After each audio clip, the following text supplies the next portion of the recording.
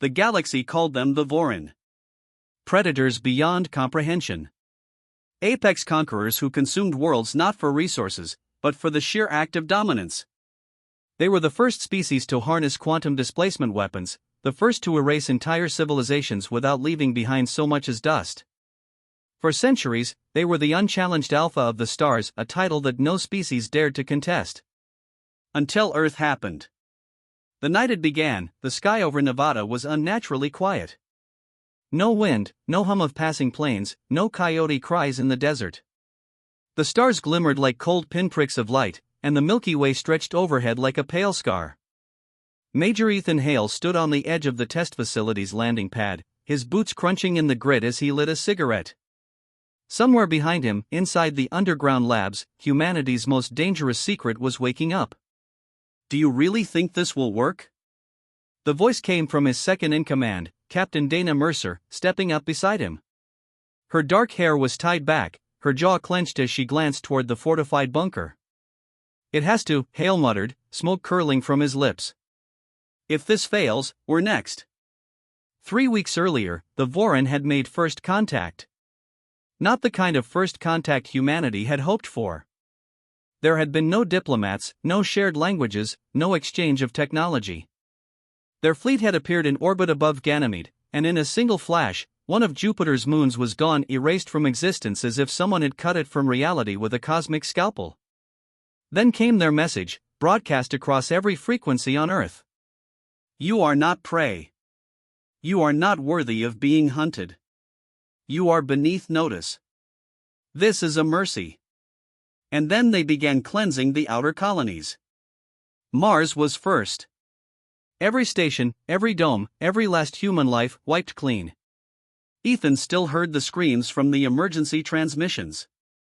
Now, the entire weight of humanity's survival rested on the experiment under his feet. From deep within the facility, alarms sounded. A low vibration rumbled through the ground, shaking dust from the floodlights. Dana turned sharply, hand instinctively on her sidearm. "They're starting it," Hale said grimly, tossing the cigarette and grinding it under his heel. They descended into the command center, a blast door sliding shut behind them. The room was a storm of activity, technicians shouting readings, scientists hunched over consoles, soldiers gripping rifles at every entrance. At the center of it all stood Dr. Adrian Cross, the man whose theories had been dismissed by every major government until it was almost too late. "Major Hale," Cross said, turning toward him with a look that was half excitement, half terror. "The Aegis array is online. Reality anchors are holding, barely. How long until it's ready?" Hale asked. "Minutes. Maybe less." Another tremor shook the facility, this one violent enough to make the lights flicker. "That's not us," Dana said sharply. "What the hell was that?" A comms officer turned, face pale.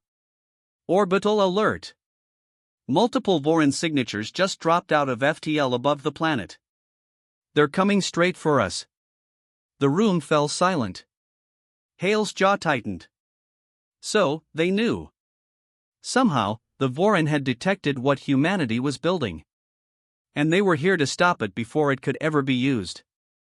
"Sound full lockdown," Hale ordered, his voice cutting through the fear. "No one leaves this facility. If they want to kill us, they're going to have to come down here and do it the hard way." Cross adjusted his glasses with shaking hands. "Major, if they breach before we finish the activation sequence, the Aegis array will destabilize. We could collapse a section of spacetime in the middle of the Nevada desert." "Then I guess we better finish before they get here," Hale growled. The next 10 minutes were chaos. Satellite feeds showed the Vorin ships entering low orbit, their obsidian hulls blotting out the stars.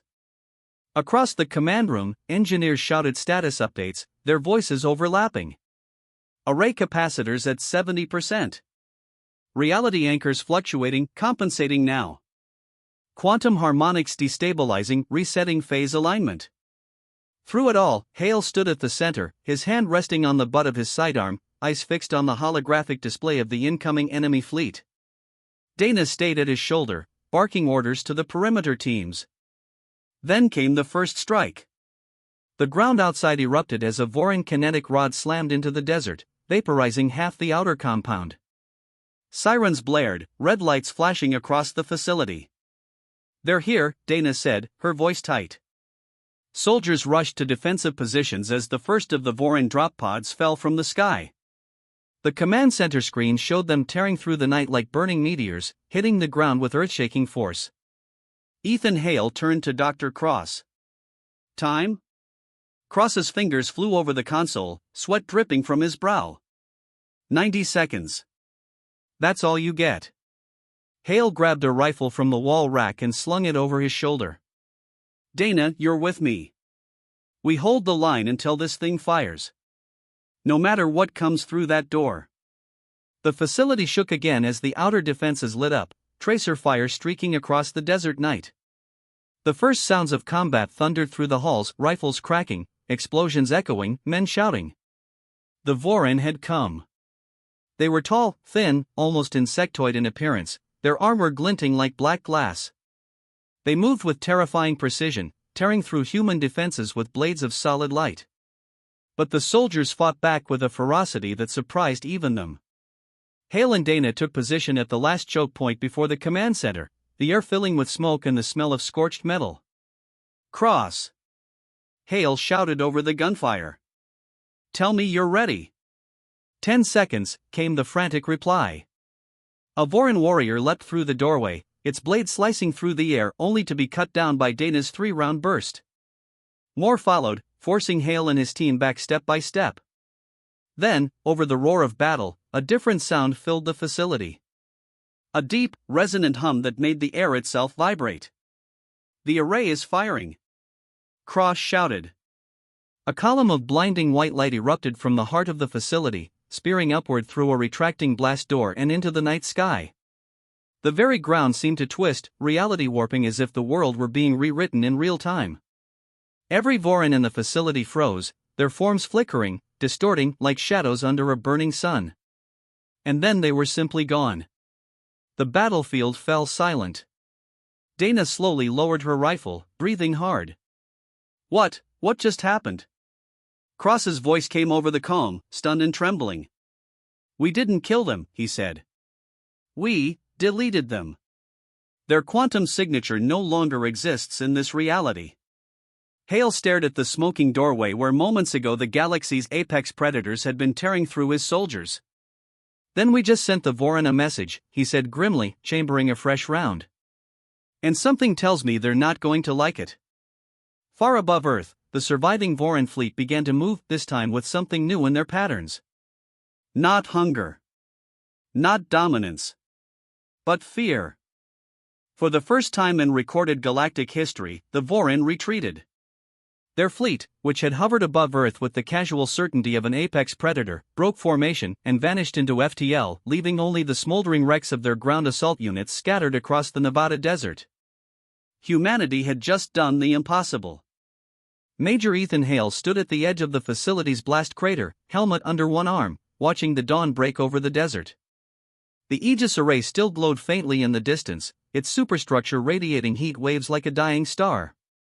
Around him, recovery crews worked through the night, pulling out the dead, patching wounded, and burying what was left of the Vorin. Dana Mercer stepped up beside him, her uniform streaked with smoke and blood. "Satellites confirm it. The whole fleet is gone. No re-entry burns, no orbital signatures. They actually ran." Hale didn't smile. "They'll be back. And next time, they won't underestimate us." She nodded grimly. "Then we hit them first." Behind them, Dr. Adrian Cross approached, his face pale but his eyes burning with a strange excitement. He was holding a data slate, lines of shifting code and gravitational patterns flickering across its surface. "The array worked," he said quietly. "Better than we ever predicted. We didn't just erase the Vorin here, we severed them from all probability states within this local spacetime field." "English, Doctor," Hale said. Cross looked up. "We can use this again. Not just defensively, offensively. If we can calibrate the array to a target's quantum signature, we could delete an entire ship, an entire fleet, from existence without ever firing a conventional weapon." Dana let out a low whistle. You're saying we could erase them, anywhere? Anywhere, Cross confirmed. Everywhere. Hale's expression hardened. Then we take this war to them. 3 weeks later, Lunar High Command. The war room beneath the Sea of Tranquility was silent as the briefing began. The heads of every major spacefaring nation sat around the circular table, watching the hologram of the Vorin homeworld rotate in the air. Operation Null Horizon, said Admiral Catherine Ross, Supreme Commander of the Combined Fleet. Her voice was calm, but there was an iron edge beneath every word.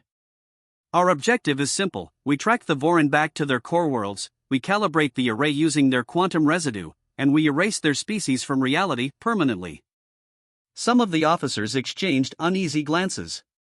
Madam Admiral, one of the European generals said cautiously, we're talking about genocide. No, Ross said flatly.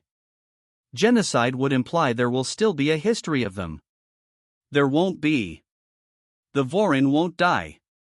They will never have existed. The room was silent for a long moment. Hale broke it.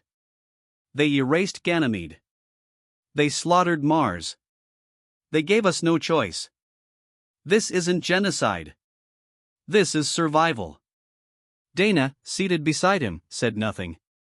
She just stared at the hologram, jaw tight. Admiral Ross nodded once. Then it's settled. Hale, Mercer, you'll lead the spearhead. The array will be mounted on the carrier Vanguard. You leave in 72 hours. En route to the Vorin border. The Vanguard was the largest human warship ever built, a kilometer-long wedge of titanium armor and railgun batteries. But it wasn't the guns that made every crew member whisper as they walked its corridors.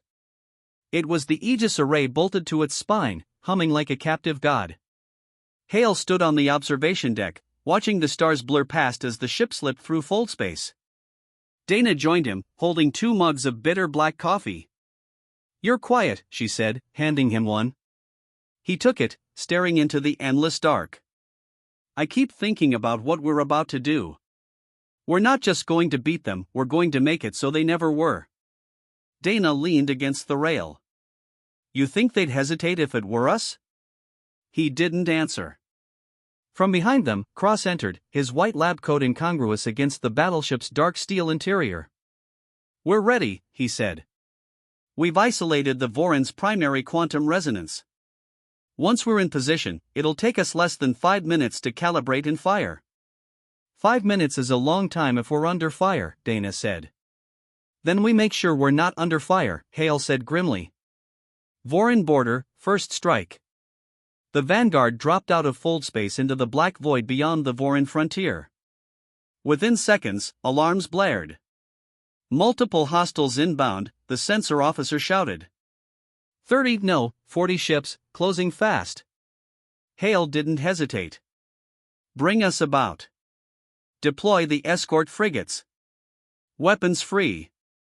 The first salvo lit up the void as human railguns hurled tungsten slugs at relativistic speeds, tearing through the lead Vorin ships. Plasma fire answered in kind, hammering the Vanguard's shields. The bridge shook violently. Cross. Hale barked. How long until you can fire? 2 minutes. Then hold on, Hale said, gripping the command rail as the ship banked hard to avoid a torpedo. Dana, get those gunners firing on everything that moves. The battle was chaos. Human ships darted between bursts of enemy fire, their cannons tearing holes in the Vorin formation. But the Vorin were faster, stronger, and utterly merciless. One by one, human frigates were shattered into expanding clouds of debris. Calibration complete. Cross shouted. We're ready. Hale slammed his fist down on the console. Fire it. The Vanguard went silent as every system diverted power to the array. Then, space itself screamed. A sphere of white light expanded from the ship's spine, rippling outward like a stone dropped into a pond. The nearest Vorin ships flickered, first for a fraction of a second, then violently, before vanishing as though they had never existed. Targets erased, the sensor officer reported in a stunned whisper. The remaining Vorin ships scattered in a panic, breaking formation. Dana exhaled slowly. God help us, it actually works. Hale didn't look away from the viewport. It's not over yet. We just told the galaxy we can erase gods. And the Vorin are going to come for us with everything they have left. Deep space, hours later. The fleet regrouped, nursing their wounds. 27 human ships had been lost. Hundreds of lives gone. Hale sat alone in the dimly lit war room, staring at the hollow of the Vorin homeworld that still rotated above the table. Dana entered quietly. You should sleep, she said. He shook his head. Not until this is done. Ethan, she said softly, when we fire this thing on their homeworld, there won't be any going back. No one will remember them. Not even the fear. Not even what they did. He finally looked at her. Good. The galaxy doesn't need monsters. But somewhere, deep down, Ethan Hale wondered if they were about to become the very thing they were fighting. The Vanguard dropped out of fold space at the edge of the Vorin home system. The view from the bridge was breathtaking and terrifying. Before them stretched an armada unlike anything humanity had ever faced. Thousands of Vorin warships formed a shimmering lattice of death around their homeworld, black hulls glinting like a sea of obsidian knives. Jesus Christ, Dana whispered under her breath. Hale stood at the command rail, face grim. He had seen battle before. He had seen colonies burn. But this was a wall of extinction. Comms, he said. Open a channel.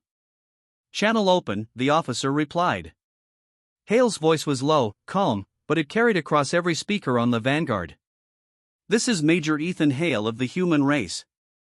You came to our system. You erased our worlds. You called it mercy. Now we're here to return the favor. The Vorin didn't respond, not with words. Instead, their entire fleet surged forward as one, a tidal wave of death hurtling toward the lone human carrier. Battle stations. Hale barked.